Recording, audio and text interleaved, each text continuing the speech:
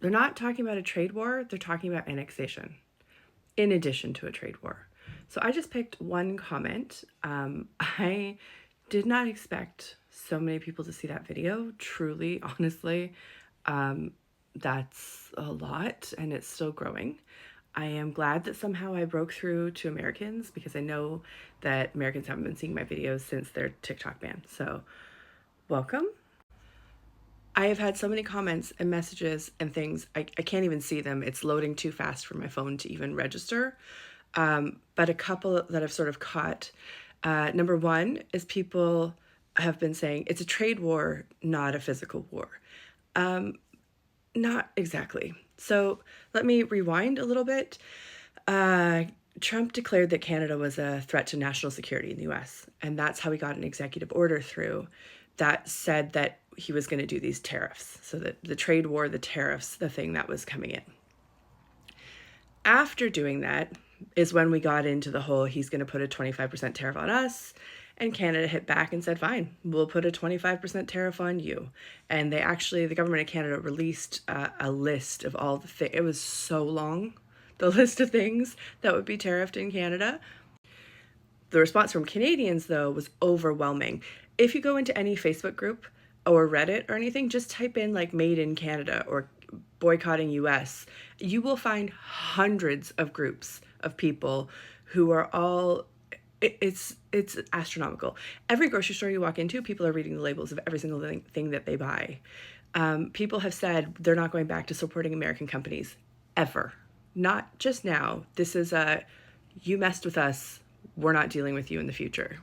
So that was already happening. But when we talk about the threats, what we need to talk about is the annexation. Now, Trump started saying this last fall, and a lot of people were like, oh, he's joking about it being a 51st state. And the line kept being saying, oh, he's joking, he's joking. He's calling our prime minister the governor. It's a joke. Except it's not a joke. Yesterday, Friday, February 7th, Justin Trudeau, our prime minister, was holding a meeting with a lot of different energy and business leaders in Canada, basically trying to prepare them for what's going to happen. And during that meeting, after the press was asked to leave, he was still mic'd up, and he said that the threat of annexation is to be taken very seriously. They are taking it seriously. And I know people don't believe me, but here it is from The Guardian. Go to The Guardian's website or just Google Trudeau, Annex Canada, any of these combinations of things. You can read the whole article. Specifically, it's a very long article. It's very worth reading.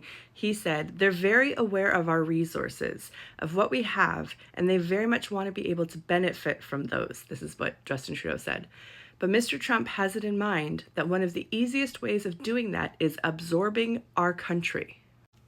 I know that the word war is scary, although colloquially that is what we are prepping for. Canadians, individual Canadians, are sort of talking amongst ourselves saying we are ready for this.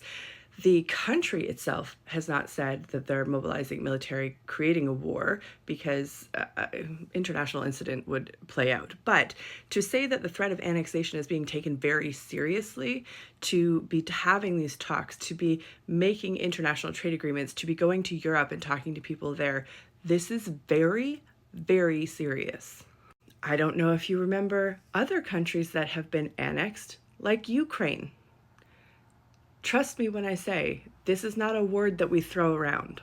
I also talked about David Eby stopping to buy American. He's the Premier of British Columbia. So there's an article there. This is from CBC. If you're looking for information, go to CBC News, Global News, The Globe and Mail. The Guardian is covering stuff from outside of our borders as well, but those are some good links. And a lot of you asked if we could come and help you, if we could come and save you, or if you could come to Canada. Now, I've made other videos about this before. Go back to one that says sorry, not sorry on it that I made last Monday. That will give you more information about how Canada feels about asking these things. But no. It's not that we don't want to. It's that we have to take care of ourselves right now, and we are under threat. But also, it's very dangerous. Some people have asked if they would be granted asylum if they got to the border. Now, Canada's border started prepping for this in January because they knew there would be an influx of asylum seekers. And this week in Alberta, this is from the St. Albert Gazette, 9 people were detained and 1 ended up killing himself because they had got caught trying to cross into Canada. Crossing into Canadian territory is dangerous at any time if you're doing it illegally. There's a lot of complications surrounding there's just a lot of complications, and also it's cold. It's dangerous. Please do not try to do this. Please. A lot of other people asked what they should do. I can't tell you that. I mean, I know a lot of people think they don't know me. You've just seen me for the first time. I did used to be a journalist in Canada. I'm not currently a journalist at the moment, but I can't tell you what to do. This is up to you guys. You got to organize from within.